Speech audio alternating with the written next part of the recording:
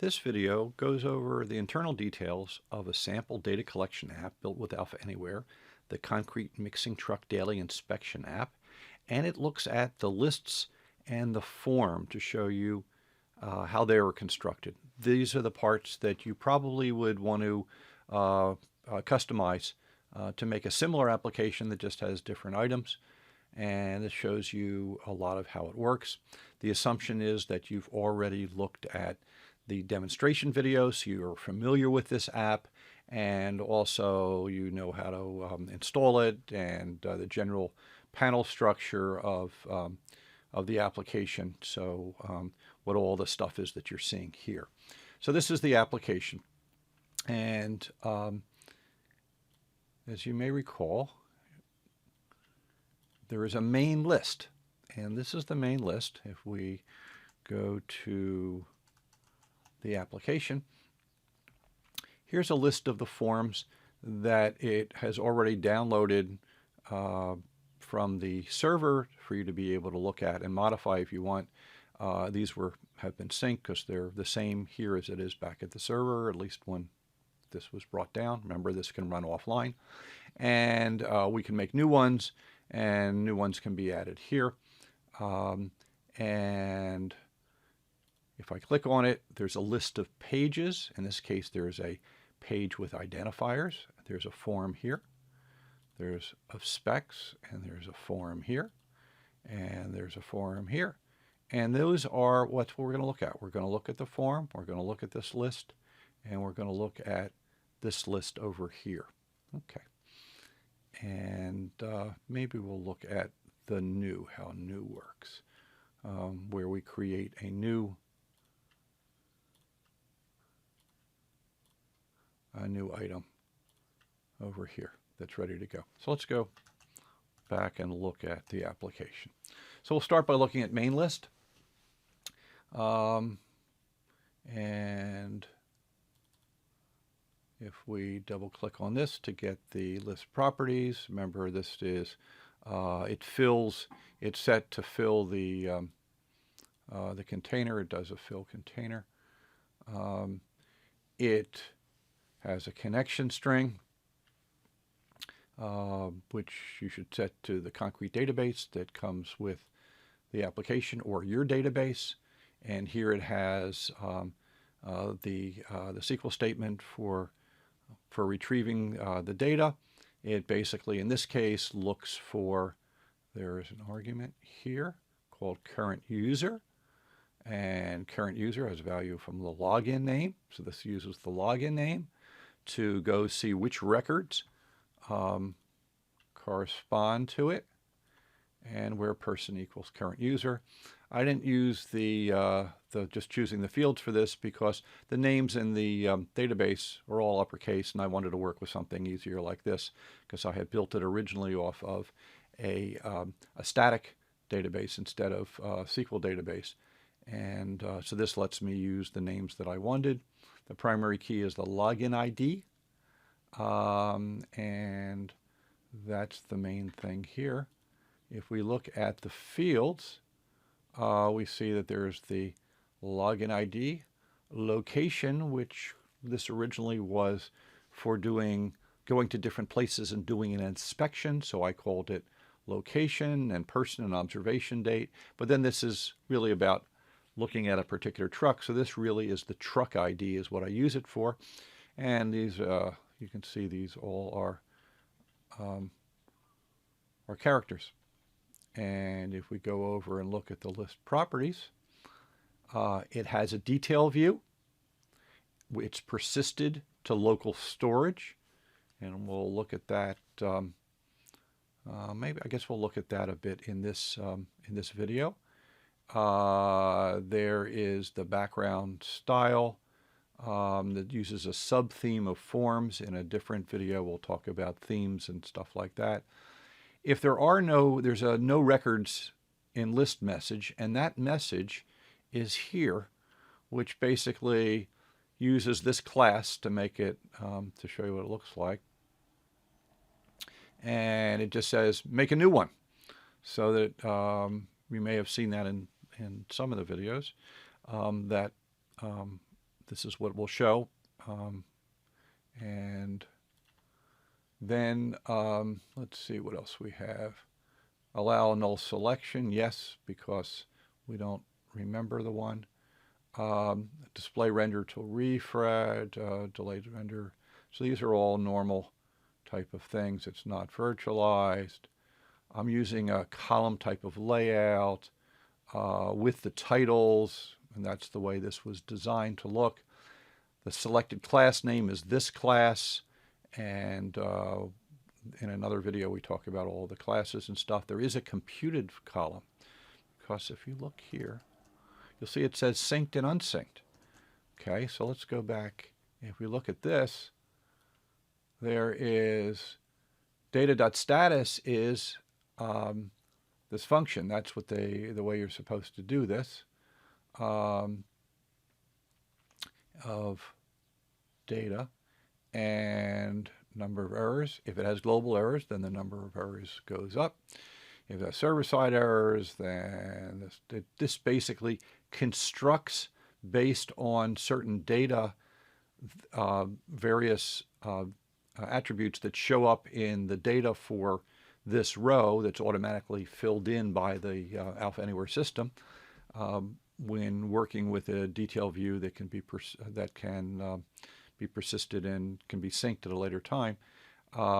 This then will say whether will delete, unsynced, new, synced. It knows, it sets that all up. Okay, so it returns the right value that you want. So that's the way you get that column.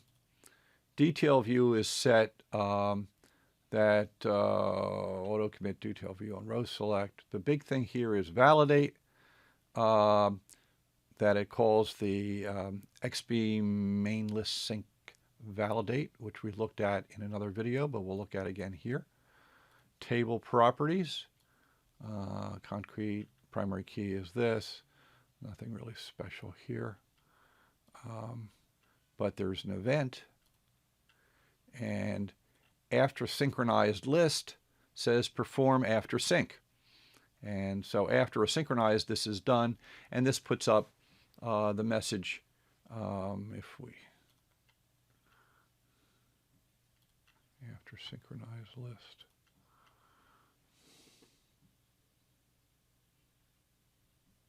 Let's see, after sync,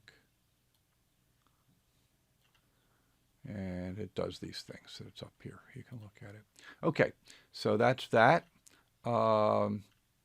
There's also the list events, and there's an on click, and if you click it, then we update the conflicts object, the traversal list. This is also been another video. This is about how we handle errors that come from the server. Don't select anything in the page list, and then switch to the page list panel. Okay, so that's how when you click on it. Let's go look at this. Well, we'll look at the validate in a second. List layout is just, it shows the location. That's over here, the truck ID, the status, shows the status value, and the observation date. Observation date uses this template over here. Let's look at it. Let's see, it says just the day and AM or PM. This is because you only take these trucks out probably, half a day or a whole day. So we don't have to put the full time. There really isn't space for the full time in this. So the design was to have a short thing like this. And to do that, we took date string, this colon date string, says, well, observation date is a date in the following format, and convert it to month with just the date, the day number, and then it adds after it, if the observation date dot substring of from position 11 up to just before 13, turn it into a number. If it's greater than or equal to 12, then that must be PM. So it says PM, otherwise it says AM. So this is sort of a little hack to show you about that. And that works. And so that's the main list. If we look at XBasic, if you remember over here, you saw that value. When you do the synchronize, we do a validate, and the validate checks to see that we're logged in, and it goes and looks to see if the user is logged in, if it's the login user that I think it is. If so, if not, then I consider that an error, and if I want to, I can do other errors. So this is a way of it being able to test. This normally, there is a server-side can AJAX callback. This says whether an AJAX callback can be done. This is used for certain things here. And you can read it about what it's for, and you can also see that in the other video. So, okay, so that's the main list. If you were going to change the list of fields that you want to have because you're customizing this is where you'd start. Then there are the pages. So remember, this is where it switches to the page list. Page list is really simple. It is static data. And the static data says I have a name and a layout to go along with it. Identifiers, specs, and checklist. Identifiers, specs, and checklist. Okay. And turn values of the name. On click, check that something was selected. I'm not traversing errors. That's another video to go. Form view, set the layout of the form view, main form view, and use the layout value of the list. Because remember, associated with each of these is a layout name, and we'll look at that in the form view. The form view has multiple layouts. Make the form view the active panel, which will slide it over. Scroll it to the top. This gets the ID of the body of the form panel and scrolls it to the very top. So when you go there, it starts there, no matter where it was before. And it sets a few values here. There's some parts to the screen that it needs to, like say this is identifiers, it's the identifier section and stuff like that. So this sets the and back to the form or whatever, because this is used for in a variety of places and has to be set the right way. Oh, so if we go now specs, now it says specs, and here it says checklist. And if we were going from a list of errors, it would go back to a different place. Okay, so that's this. Fields, properties, nothing special, and just it has the name. Okay. So when you choose the form view is what shows the form. And let's look at the form. Okay, now the form gets its data source from the list. And which list? The main list, the one with everything in it. And there's a list of all the fields. And it has, for each of the fields, there is the editor set and the editor, and that the editors will go over in a different video. The help text, this is, if we look down here, and we go here, it says this is the identification number within the fleet scan. This is the identification right there, so you can fill that in. The field title in the error in the editor, there you can see this. You can these two you can't edit. It was set not to edit, but if we look at this, we could see it changes these. Okay, so person, can't edit it. Observation date, those are set automatically when you create the record. But the truck make, it uses the list editor, the truck weight, the tar is number pad editor, the VIN uses this editor, etc. List editor. You see here's the brand name of the mixer name, user defined editor and template settings. Well, over here, section name, there's a section name called mixer. So that's right here, it says mixer. And the list data in this case, if we edit it, is challenged. There you show the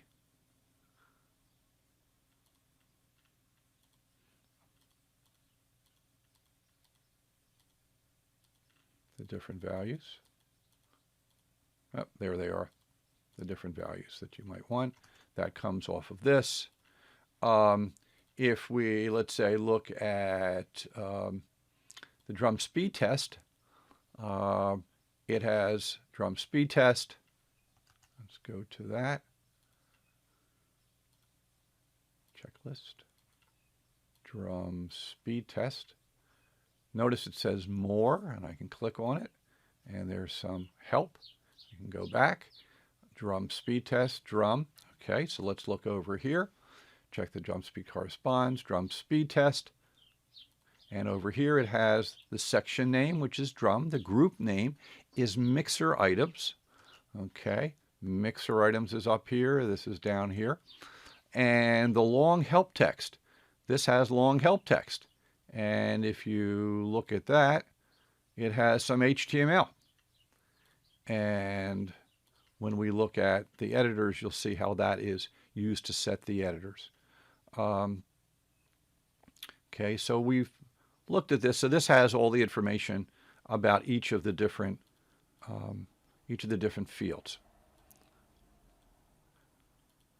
There's an item, but it's not actually used in this, which in this case, if you swiped, it let you be able to set values using swipe, but I turned that off. It doesn't feel that good on the little phone. It works better on a bigger device. So this says it has multiple layouts, okay? And you're allowed to have a null selection on the form. And for conflict resolution, which is another video, we use this editor, the conflict editor, instead of the normal editor for a field. Here's the class, the row, the selected row, for errors, the initial state setting, and that has to do with how the editors are done. So there are multiple editors, there are multiple layouts. There's an ID values, a vehicle specs, and a checklist. And this is the default one. Okay. And each of these, they have a default field template, which just says field label and a class of forms row value of field. This is that's what you would produce normally for the HTML for each of the fields. Those actually came from a graphic designer who said, hey, this is what I want to use with the following CSS. This is how I want to be able to make the screen. Here are their containers. These are basically divs. When I added item, you can add item, you can have containers, and I chose containers, etc., which is basically to be able to put divs around which have the following class name. And there's CSS that defines the different classes and other things that are used within this. Not all of these may still be used. Some of them were used with testing and whatever, but if you find one, you can look there for it if you see a reference to it. Here, the static text.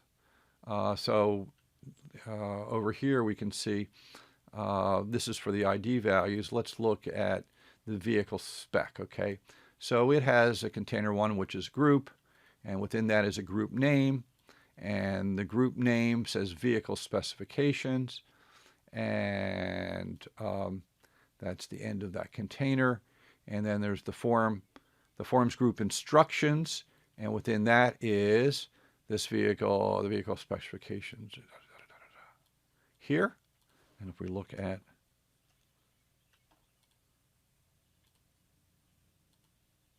vehicle, that's that part right there. And here are the rows, and here is truck chassis, and this is a row item, the section name. So these were actually classes for divs that came from an HTML user interface designer who made a mock-up in HTML of what the screen should look like, and we were able to just put them right in here without actually having to write the HTML. We could have put the HTML in as a template, but this makes it a little easier doing it this way.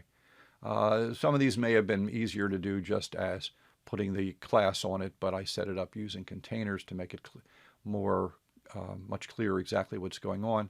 But the normal fields are just a label. Remember, they pick up a template from the default template we looked at, allows editing, and you put them in. Here's the mixer section, the mixer model, etc. So we look here, you can see these. It has all the different sections. They're all there. And if I go back, it remembers where I am. Actually, if I go here and go and come back up, it actually positions it correctly. So that's how that's set up. You saw the CSS. There is no JavaScript for it. So that's the form. So you can customize this form by adding new pages, renaming the pages, because remember the page name is in the list, the page list, and you can change the fields. When you have your fields, you can configure them. When your editors, you can use different editors if you want. You have your help text, your field title, and you have all these other values that you can set. In this case, the section name and the group name. It can pick that up out of, it's automatically used to fill things out when you select an item and bring it up in the editor, and we'll see that when we go over the editor. So I think this pretty much goes over the whole thing. And now let's look at one last part, which is local storage. Remember, this is persisted. The app is persisted, and the values of the list is persisted, of that list at least, the main list, and it's stored as a cement form sample in local storage, and it has a description. We persist the variable values, but not these because we don't want to leave them there, as a version number. And we're not persisting the state. We're restoring variables from local storage and the list control, data and list controls from the local storage. And if you remember, there was in the list,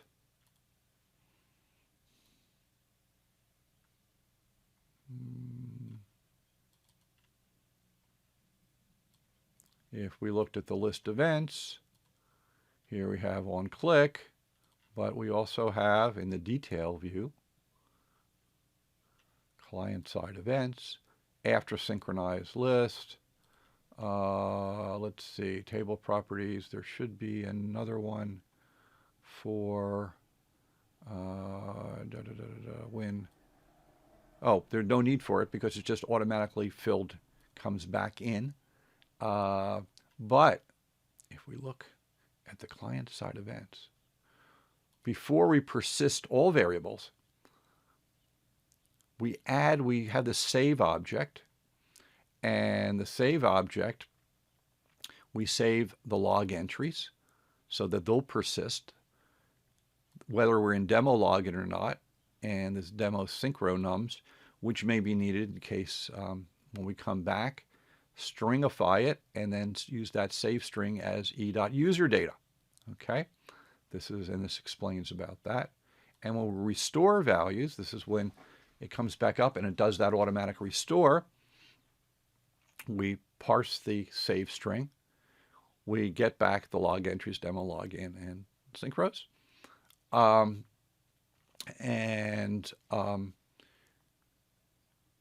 Put a message saying we restored from local storage. You may have seen that in one of the other videos. If there is a username set, well, if there isn't, just leave us on the login screen, which is where it normally starts when you start the app up for the first time.